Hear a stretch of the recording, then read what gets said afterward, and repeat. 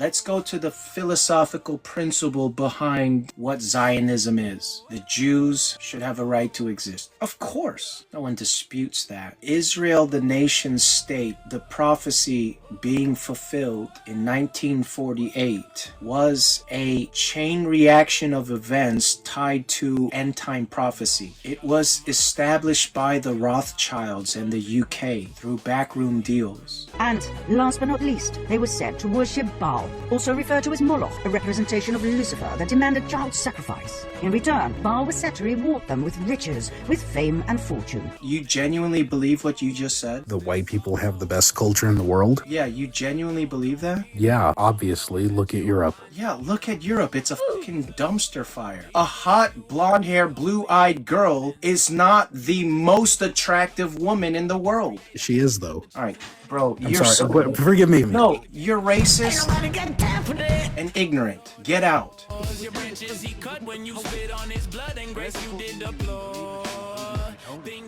The Mad Gadfly. I'm an ethnic Jew who practices Christianity and loves Jesus. Shalom. Bro was not making sense at all. Yes, that's why I kicked him, William. Ain't nobody got time for that. I'm looking to talk with people that left their faith in Jesus. Last one for the night. Cody, you don't have to come here. I mean, I don't know why you keep coming back. Stop making requests. Don't make any requests, man. You're here on your own free will. What do you want to talk about, my Jewish brother? I'm from the tribe of Levi, if I didn't already tell you. I'm related to John the Baptist. I'm looking to talk with unbelievers. But if there's a specific topic of discussion you would like to discuss, you're from Levi. Well, welcome, brother. We are some very vicious people. I'm very vicious. I want unbelievers to know Jesus. Shalom.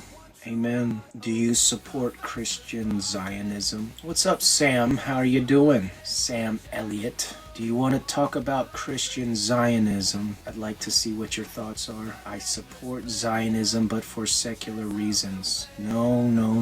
Maybe we should talk about that. Would you like to come up and talk about why you shouldn't even support Zionism for secular reasons? I know you might feel like you're betraying your own kind. Okay, I got 3 house rules, Gadfly. 1, one topic at a time. 2, kindly mute when not speaking. And 3, please demonstrate active listening. Can you agree to the 3? Sure. All right. Thank you, Lord. Absolute_mad_gad_42. I'm an ethnic Jew who practices Christianity and loves Jesus. Amen. From the tribe of Levi, just like me. Please tell me your name. My name is Daniel. God is my judge. What's up? Shalom. Shalom. So what's going on, buddy? What is your name?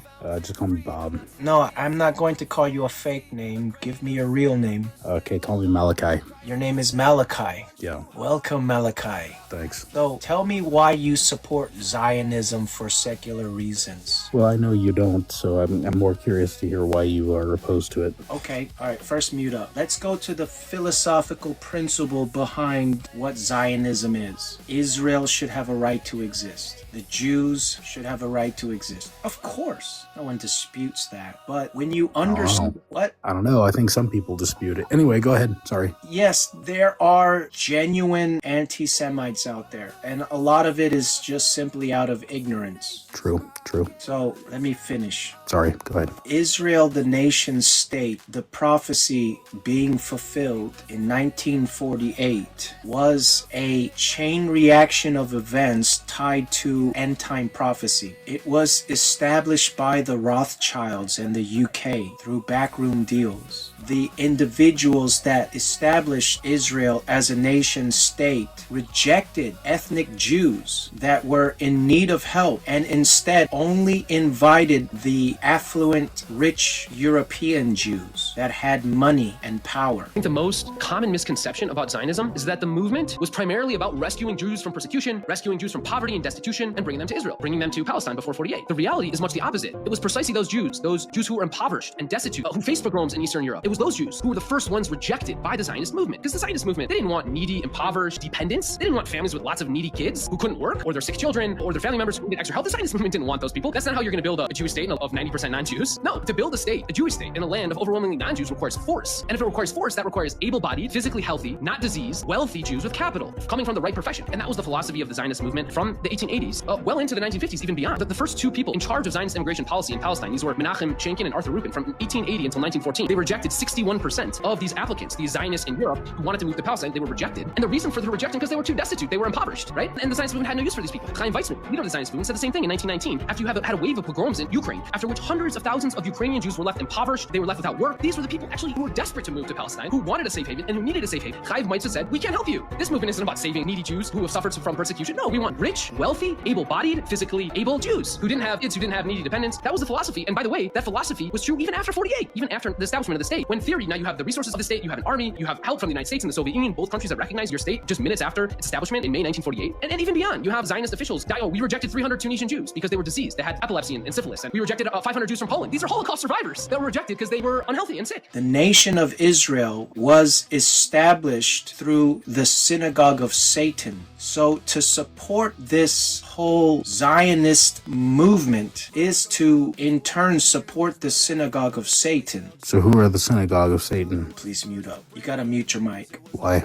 Rule number 2. Well, I don't understand. I'm asking for clarification. I got sensory issues and I can hear the white noise in your background. How about now? Well, you gotta mute. Oh, damn it. I forgot what I was gonna say. What was I gonna say? Something about the Synagogue of Satan. Oh, yes. Please mute up. I don't know what you mean by that. I'm about to tell you. I'm waiting. You gotta mute. Ah, Jesus. All right, go ahead. The Khazars. Rules make no sense. You don't know who the Khazars are? I do. Ancient culture of Sumer and its polytheistic religion expanded towards the northwest into Babylonia. Then, even further west, it went to what we now know as Canaan and Phoenicia. More about this group later. There was a second group. They went further north, all the way to the region we now call Ukraine and southern Russia, between the Black Sea and the Caspian Sea. There, they took on the name Khazars and called their new homeland the Kingdom of Khazaria, after their ancestors. Joseph Chagan, king of the Khazars, explained in a letter to the foreign secretary of the Caliph of Cordoba, Hasdai ibn Chaprut, that his people were direct descendants from Japheth, son of Noah. Khazaria was right at the center of the northwestern Silk Road. Merchants who traveled through Khazaria had to pay toll, a lucrative way to swell the coffers of the kingdom. The Khazars were different than the peoples from the surrounding countries. They were described as thieves and spies. They were said to be lawless people who lived a life of sin, of sexual extremities, and of cruelty. They would murder travelers from other countries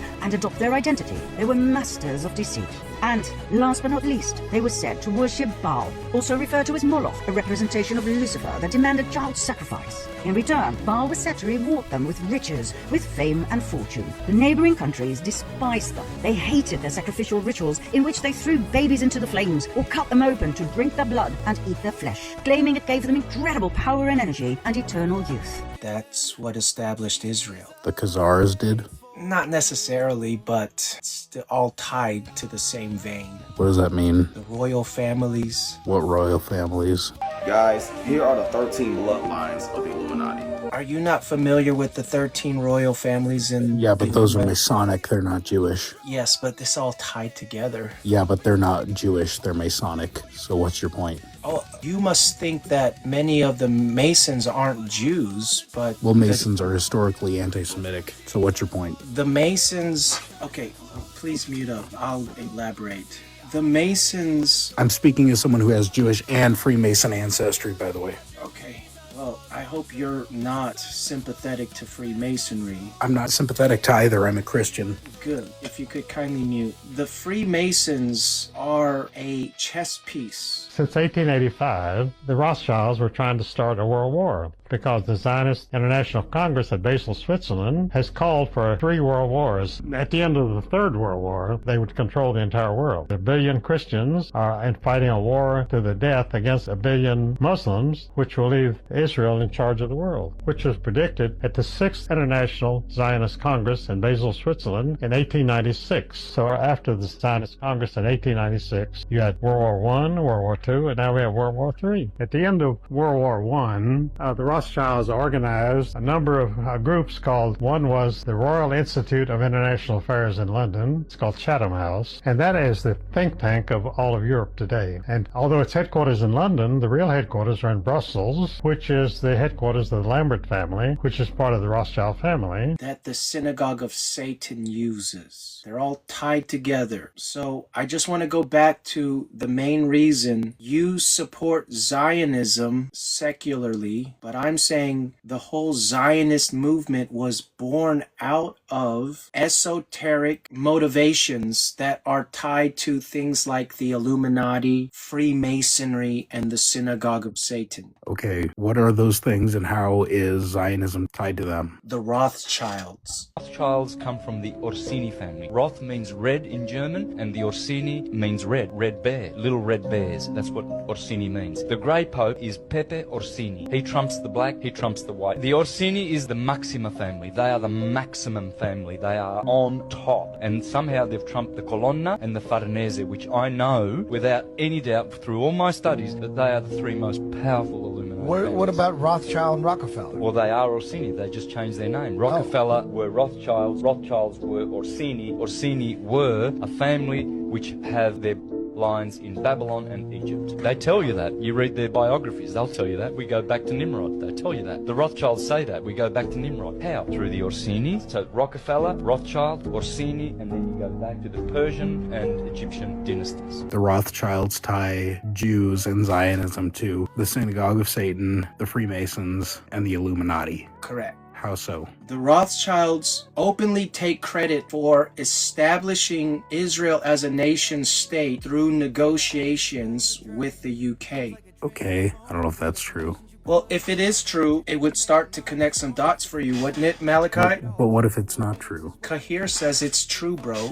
I got a witness. Dear Lord Rothschild, I have much pleasure in conveying to you, on behalf of His Majesty's government, the following declaration of sympathy with Jewish Zionist aspirations, which has been submitted to and approved by the Cabinet. Why was it that this letter was sent by the Foreign Secretary to your great-uncle Walter? It's an interesting question because it was primarily a movement from Eastern Europe, but they didn't clarify who was in charge of that movement. And in addition, it was after all in Great Britain. So they felt that the Rothschild family should be the one to whom it was addressed. And Walter was Lord Rothschild and he was a Zionist. And those really are the background reasons. So Walter received the Balfour Declaration and I have a copy here. And I wonder if I could possibly ask you to read it for us. Yes, indeed. Yeah. His Majesty's government view with favour the establishment of Palestine of a national home for the Jewish people and will use their best endeavours to facilitate the achievement of this object, it being clearly understood that nothing shall be done which may prejudice the civil and religious rights of existing non-Jewish communities in Palestine, or the rights and political status enjoyed by Jews in any other country. I should be grateful if you would bring this declaration to the knowledge of the Zionist Federation. Yours, Arthur Balfour. And here it is, the Balfour Declaration. What do you feel when you see it here? I genuinely feel it's one of the most extraordinary moments in the history of the Jewish people.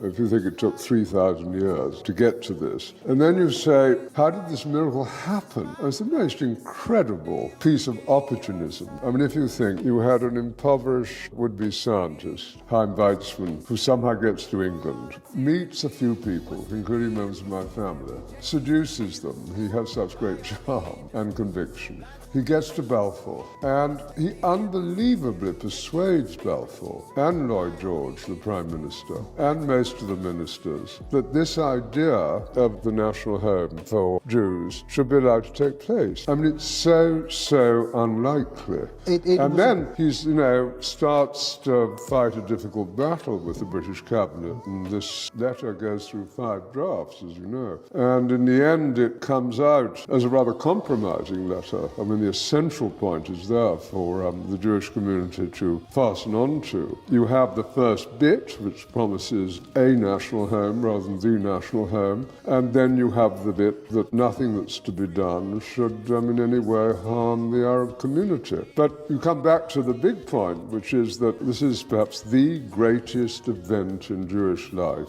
for thousands of years.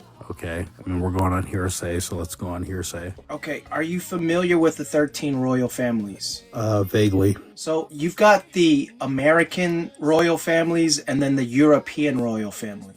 Okay. The Rothschilds and the Rockefellers are part of the American royal family. Now, they're still tied to the European families. The 13 royal families all tie back to Charlemagne in 800 AD. Charlemagne in 800 AD just so happens to be one of the 3 key dates that Sir Isaac Newton deciphered in the prophecy of Daniel and Revelation. Sir Isaac Newton deciphered 3 dates: 800, 1944, and 2060. 800 just so happens to be Charlemagne, and all of these 13 royal families all lay claim to a genetic tie to Charlemagne. Just like you and I are tied to the tribe of Levi, they all tie to the line of Charlemagne. So when you've got this line and the fact that the Medicis were Levitical Jews, I'm related to the Medicis. This is one of the 13 European families. So I'm trying to share some information that you might not yet be aware of. I don't believe the Medicis were Jews. That sounds pretty ridiculous. No, that it's true. I knew Medici in high school. She was not Jewish. The Medicis were Jews. They were not. That's ridiculous. Just Google it, bro. Okay.